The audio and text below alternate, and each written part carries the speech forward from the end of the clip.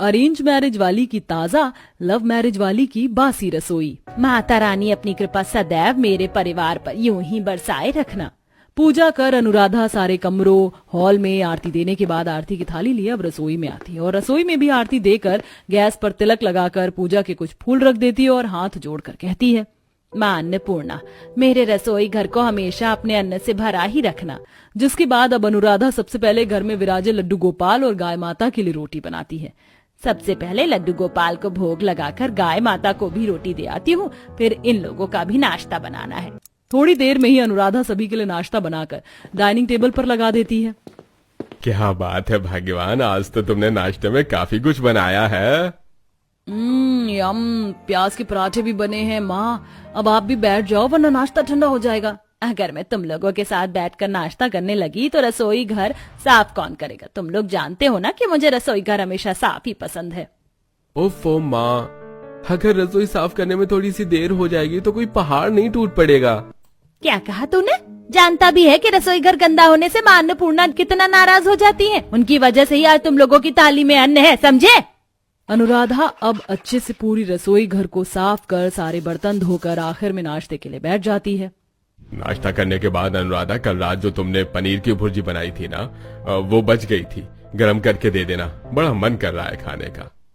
अरे तो मैं ताजा बना देती हूँ, बासी खाने से तबीयत खराब होती है। बासी खाना और गंदी रसोई घर में पनौती की निशानी होती है।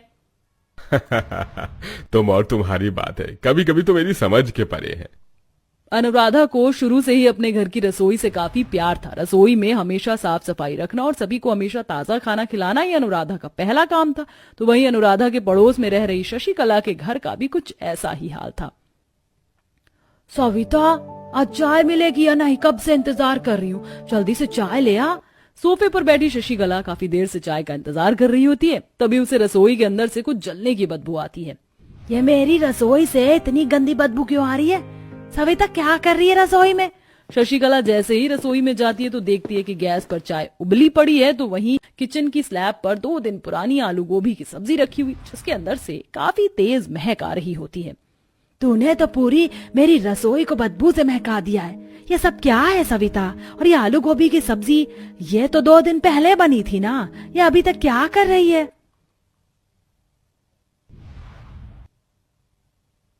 सब्जी बच गई थी तो मैंने इसे फ्रिज में रख दिया था, लेकिन फिर इस पर से ध्यान हट गया और जब इसे निकाला तब तक ये खराब हो चुकी थी। इसी के चक्कर में चाय भी निकल के गैस पर गिर गई। मैं अभी जल्दी से सब साफ कर देती हूँ। हमारे घर पर कोई बासी खाना नहीं खाता है। रसोई के साथ अब तो पूरे घर में गंदी बदबू फैल गई। अरे जब रसोई इतनी गंदी रहेगी तो घर में बरकत कैसे रहेगी? तुझे मैं 500 रुपए महीने एक्स्ट्रा इसीलिए नहीं देती हूँ कि तू रसोई की ऐसी हालत करे। लगता है अब मुझे नई काम वाली देखनी पड़ेगी। जा कपड़े धो।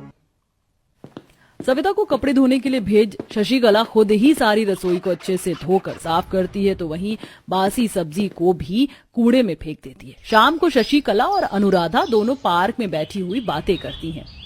सही किया तुमने शशिकला। अरे घर में बरकत रसोई से आती है। जब घर का सबसे जरूरी हिस्सा ही गंदा है तो बरकत कैसे आएगी? मैं भी अपनी रसोई काफी साफ रखती हूँ और कभी अपने परिवार को बासी खाना नहीं देती। अगर बासी खाना खाएंगे तो तबीयत भी तो बिगड़ेगी ही, लेकिन ये आजकल की नौकरानियों को कहाँ समझ आता है। अनुराधा, तुम्हारे बेटे के लिए काफी अच्छी लड़की का रिश्ता आया है। पलक नाम है लड़की का और काफी अमीर घर से शादी करके ट्रक भर कर सामान लाएगी। भगवान का दिया सब कुछ। वैसे लड़की किस तरह की है? घरेलू किस्म की है या आजकल की आवारा लड़कियों की तरह? इकलौती है अपने माँ बाप की, तो घरेलू तो नहीं कह सकते पर अच्छी लड़की है। इकलौती बेटी इतने अमीर परिवार से है तो फिर उसे घर गृहस्थी चलाने के बारे में भी कुछ नहीं पता होगा। घर के काम काज कैसे करते हैं, खाना कैसे बनाते हैं, कैसे सफाई करते हैं। हाँ ये तो है। अरे तो क्या हुआ, साथ में इतना दहेज लेकर आएगी तो नौकरानी भी ले आएगी। अगर घर की जिम्मेदारियां नौकरानी से उठवानी हो तो माँ अपने बेटों की शादी क्यों करवाएंगी? क्यों शशिकला, गलत थोड़ी ना कह रही हूँ।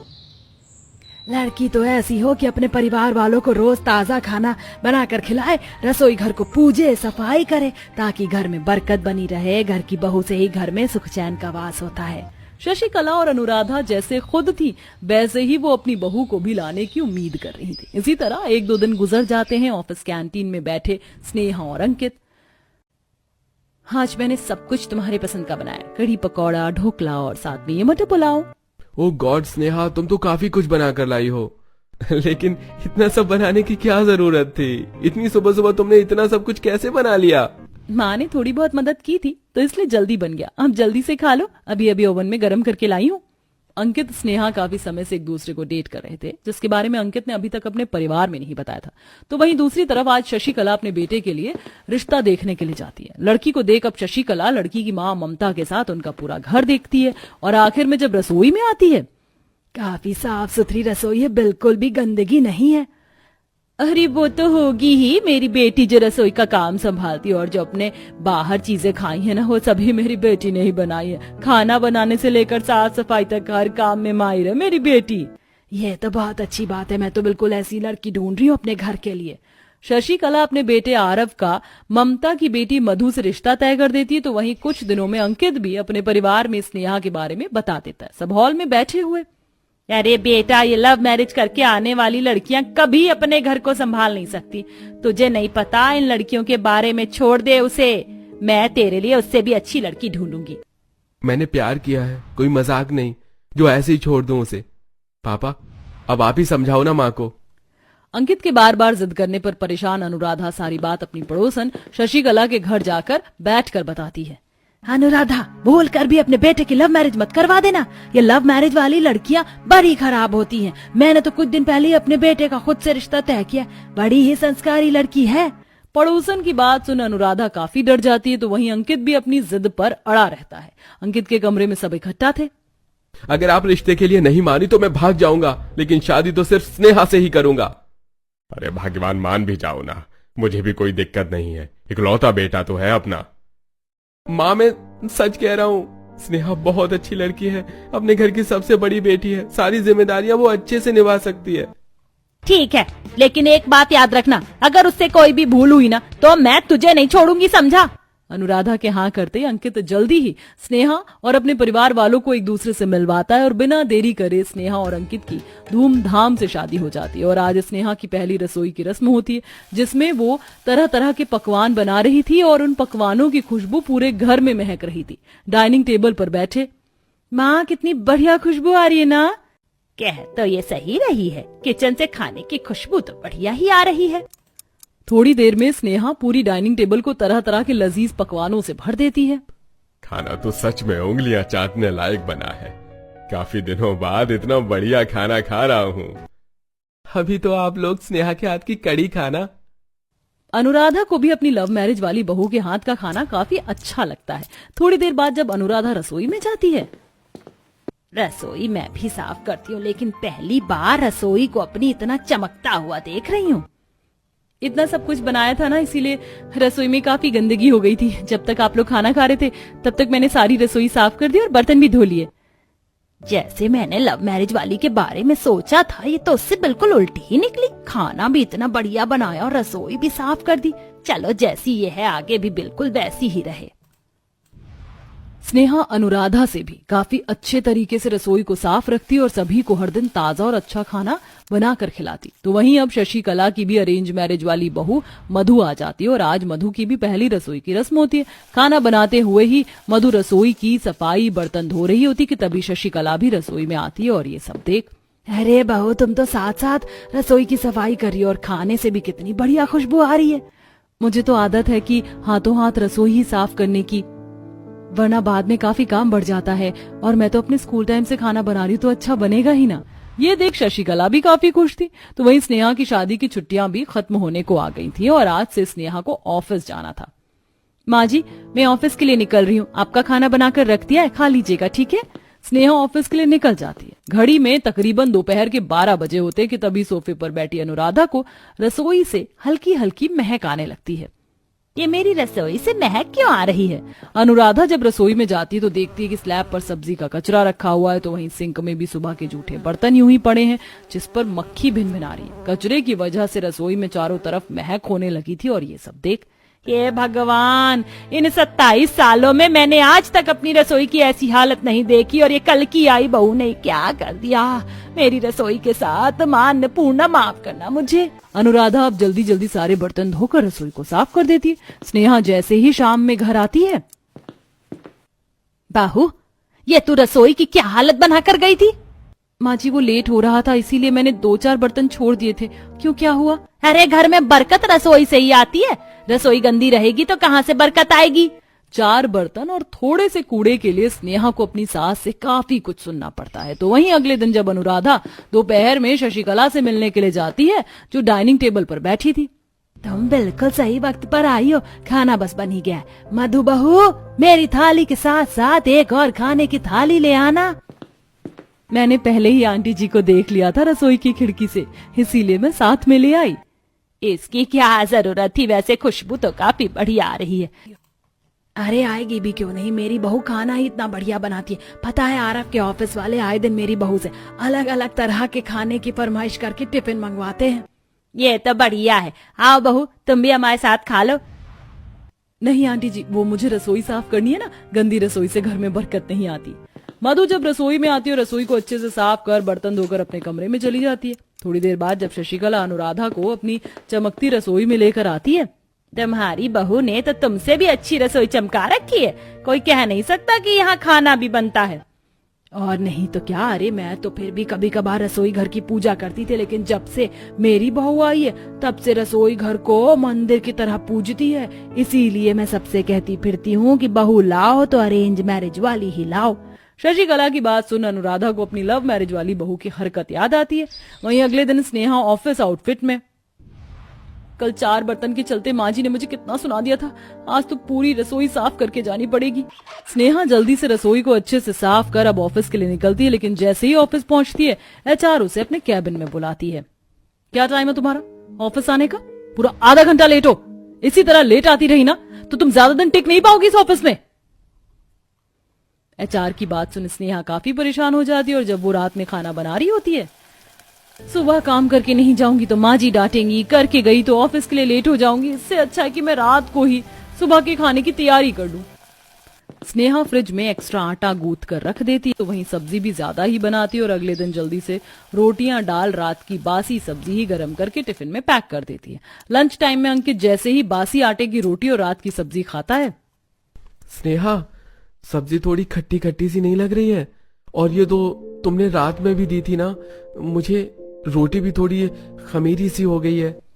अरे वो रात का आटा है ना इसीलिए, लेकिन खराब नहीं है, तुम खा लो। अब सुबह ऑफिस टाइम से पहुंचना है तो कुछ ना कुछ तो करना पड़ेगा ना। आज भी जब स्नेहा एक्स्ट्रा सब्जी बनाकर फ्रिज में रख रही होती है तभी अनुराधा भी किचन में आ जाती है। ये तुम अलग से सब्जी फ्रिज में क्यों रख रही हो? सुबह के लिए इसी को गर्म करके टिफिन में ले जाएंगे हम। तेरा दिमाग तो नहीं खराब हो गया? मुझे तो लगता था कि तू सिर्फ रसोई ठीक से सफाई नहीं करती, लेकिन तू तो यहाँ मेरे बेटे को बासी खाना भी खिला रही है। हमारे यहाँ कोई बासी खाना नहीं खाता है, समझी? इतनी दिक्कत है तो नौकरी छोड़ दे, मेरे घर के रीति रिवाज को बदलने की कोई जरूरत नहीं है।